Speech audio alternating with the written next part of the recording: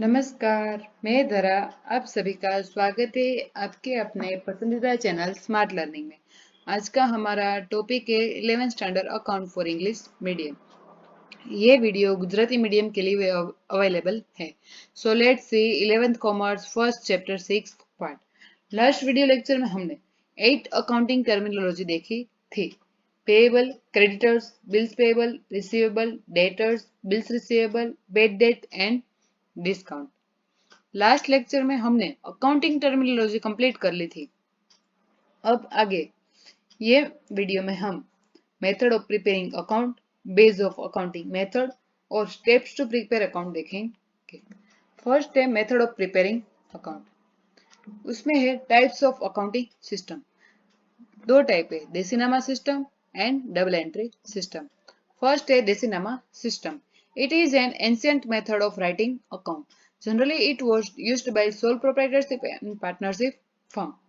मतलब कि ये पुरानी सिस्टम है जो कि पहले के टाइम पे यूज होती थी। जो सोल प्रोप्राइटरशिप और पार्टनरशिप फर्म थे वो ये सिस्टम यूज करते थे। इसके बारे में आपकी बुक में पूरा एक चैप्टर आएगा, तब हम और ज्यादा डिटेल में देखेंगे। Second है double entry system. The understanding of the double entry system is based on the rules of debit and credit. ये मेथड है ना डबल एंट्री सिस्टम, वो लुका पेसियोली जो कि father of double entry system कहलाते हैं, वो ये एग्जिस्टेंस में लाए थे। ये सिस्टम पूरी डेबिट एंड क्रेडिट के जो रूल्स है उस पे बेस है। These rules are the pillars of the double entry system। मतलब कि ये जो रूल है डेबिट एंड क्रेडिट का, उसके बेस पे उसको पिलर कहा जाता है डबल एंट्री सिस्टम का। उसके बेस पे डिपेंड है।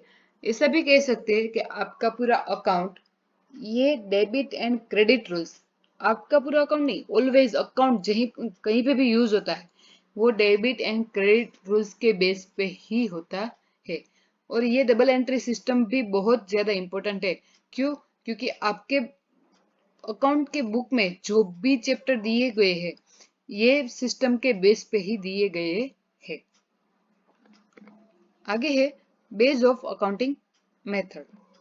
उसमें 3 बेस है, mercantile base, case base and mixed base. First है मर्केंटाइल बेस, उसको अक्रूवल बेस भी कहते हैं।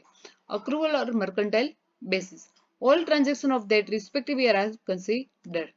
Means case incomes and expenses related transaction of previous year or next year are not considered to determine profit and loss। मतलब कि ये system में, ये मेथड में क्या होता था कि जो ईयर चल रहा है जिसका हम अकाउंट लिख रहे हैं उसी के ट्रांजेक्शन को कंसिडर करते हैं। नेक्स्ट ईयर या लास्ट ईयर किसी के ट्रांजेक्शन को हम कंसिडर नहीं करते थे। इसमें हम मान लेते थे कि जो भी ईयर का ट्रांजेक्शन होगा नेक्स्ट ईयर या लास्ट ईयर का वो रिकॉर्ड हो गया होगा या हो जाएगा। वो केस में ट्रांजेक्शन हुआ होगा ना, फिर भी उसको ये ईयर में कंसिडर नहीं करते। For example, assume that accounts are prepared for the period 1/4/14 to 31st March 2015 and salary of 5,000 is paid every month. Further assume that salary of March is outstanding. It will be recorded as under। मतलब कि क्या कहते हैं कि मान लो कि 14-15 का हम अकाउंट लिख रहे हैं और 5,000 एवरी मंथ सैलरी पे करते हैं। अब मान लो कि सैलरी मार्च की है वो आउटस्टैंडिंग है, यानी पे करना बाकी है, तो हम कितनी सैलरी कंसिडर करेंगे? 11 मंथ्स की जो पे हो गई है, यानी 5,000 into 11 equal to 55,000 and salary outstanding of 1 month that is March 5,000, यानी 60,000 will be considered as expense of year 2014-15। क्योंकि ये मेथड में क्या है, all transaction of that respective year are considered। तो ये 60,000 है, पूरा का पूरा 14-15 का एक्सपेंस है, यानी हम ये 60,000 टोटल कंसिडर करेंगे। अब मान लो कि लास्ट ईयर की मार्च की सैलरी ये ईयर में पे की है, फिर भी हम उसको कंसिडर नहीं करेंगे। क्यों? क्योंकि ये मेथड में ये जो ईयर चल रहा है उसी के सारे ट्रांजैक्शन को कंसिडर करते हैं। मार्च की बाकी है पे, इस मंथ की है, लेकिन मान लेते हैं कि वो लास्ट ईयर में बुक हो गई होगी। अभी के टाइम पे मर्केंटाइल बेसिस सबसे ज्यादा पॉपुलर एंड इम्पोर्टेंट है, और इसके बेस पे ही अकाउंट तैयार होते हैं सब सेक्टर में। 99% बोल सकते हैं कि मर्केंटाइल बेस पे ही अकाउंट लिखते हैं। आगे है case base and receipt base. Under this method, the account of whichever accounting year are being prepared. Only all case transactions of that respective accounting year are recorded. Means the case transaction of that previous year and the current year are also considered.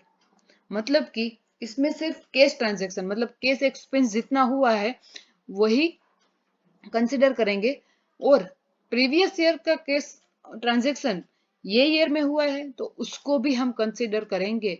Mercantile base में हम ये नहीं करते थे, उसमें सिर्फ उसी year के जो एक्सपेंस होते थे केस और क्रेडिट जो भी ट्रांजैक्शन थे वो सब हम कंसिडर करते थे। इसमें सिर्फ केस ट्रांजैक्शन यूज करेंगे, करंट ईयर के, प्रीवियस ईयर के और नेक्स्ट ईयर के जो भी केस एक्सपेंस है वो सब हम कंसिडर करते हैं। This use of method is very limited. ये limited use होता है इसका। For example, assume that accounts are prepared for the period 1/4/14 to 31st March 2015 and salary of 5,000 is paid every month. Further assume that salary of March is outstanding. It will be recorded as under. Salary paid 11 months 55,000. तो जितना payment हुआ है, मैंने जैसे आपको बताया कि जितना एक्सपेंस हुआ है उसी को हम कैश ट्रांजैक्शन होते हैं उसी को हम कंसिडर करते हैं। ये मार्च की बाकी है यानी क्रेडिट है, तो क्रेडिट ट्रांजैक्शन को इसमें कंसिडर नहीं करते। नाम ही है इसका, नेम ही है कैश बेस, तो जितना कैश ट्रांजैक्शन होता है वही कंसिडर करते हैं। यानी 11 मंथ की पे हो गई है तो वही हम कंसिडर करेंगे। आगे है hybrid method or mixed method. This method is identified as a modified method of mercantile system. It is known as a mixture of mercantile system and cash system. This method is not popular. मतलब कि ये method है वो mercantile और case दोनों का mixture है। ये मेथड है ना अभी के टाइम पे यूज नहीं होती और पॉपुलर भी नहीं है, कोई जानता भी नहीं है, सिर्फ इंफॉर्मेशन के लिए आपकी बुक में दिया गया है। आगे है steps to prepare account. First है voucher, second identification of transaction, third journal, fourth ledger, fifth trial balance and adjustment and sixth final account. यानी 6 स्टेप है अकाउंट को प्रिपेयर करने के लिए। ये 6 स्टेप आ गए मतलब आपको अकाउंट प्रिपेयर करना आ गया। अब इसको हम डिटेल में देखते हैं। फर्स्ट है voucher. Voucher is the first step of business transaction which is valid written document of that transaction made. यानी ये पहला स्टेप है अकाउंट प्रिपेयर का जो कि रिटर्न डॉक्यूमेंट है और जिसके बेस पे अकाउंट लिखना स्टार्ट होता है। सेकंड है identification of transaction. Whether the transaction is cash और credit is determined at this stage. यानी सेकंड स्टेप में ट्रांजैक्शन टाइप डिसाइड होता है, इकोनॉमिक है यानी नॉन इकोनॉमिक। अगर इकोनॉमिक है तो कैश ट्रांजैक्शन है या क्रेडिट ट्रांजैक्शन, ये सब ये स्टेप में डिसाइड होता है। थर्ड है journal. Under this stage economic transactions of business are recorded in journal और subsidiary book.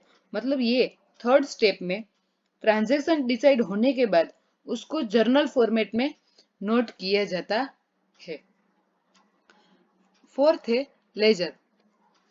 Transactions are recorded in journal or subsidiary books are classified through posting in a ledger. It is managed that the transaction of that account can be availed at one place.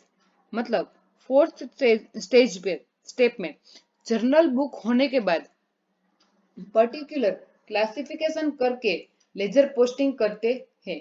कैसे? अब मान लो राम भाई है हमारे customer, उनको हमने year में 3 बार credit पे गुड्स बेचे, तो इसमें एक लेजर राम भाई का भी बनेगा जो ये सब यानी 3 ट्रांजैक्शन एक ही जगह पे बुक होंगे और उसको क्या बोलते हैं, लेजर बोलते हैं। फिफ्थ है trial balance and adjustment. It is the prior stage of preparation of final account. यानी ये फिफ्थ स्टेप में जो लेजर है उसको क्लोज करके उसकी बैलेंस जो होती है उसको इसमें पुट किया जाता है। यानी ये स्टेज फाइनल स्टेज के पहले का स्टेज है और इसके बेस पे फाइनल अकाउंट्स प्रिपेयर होते हैं। जो अकाउंट्स बनते हैं उसको क्या बोलते हैं, फाइनल होके तैयार होके आते हैं उसको क्या बोलते हैं, फाइनल अकाउंट्स बोलते हैं। सिक्स है final accounts. These are prepared on the basis of trial balance and adjustment where trading account, profit and loss account and balance sheet are included. ये सिक्स्थ स्टेप पे ट्रायल बैलेंस और adjustment के base पे final account बनता है, जिसमें trading account, PNL account and balance sheet होता है, जिसको हम फाइनल अकाउंट बोलते हैं। ये सिक्स स्टेप हमको याद रखने हैं, यानी इसके बेस पे हम अकाउंट प्रिपेयर कर सकते हैं। तो ये सिक्स स्टेप बहुत ज्यादा इंपॉर्टेंट है अकाउंट प्रिपेयर करने के लिए। ओके, तो आज हमारा फर्स्ट चैप्टर यहाँ पे कंप्लीट हो गया। हम नेक्स्ट वीडियो में मिलेंगे। Thank you.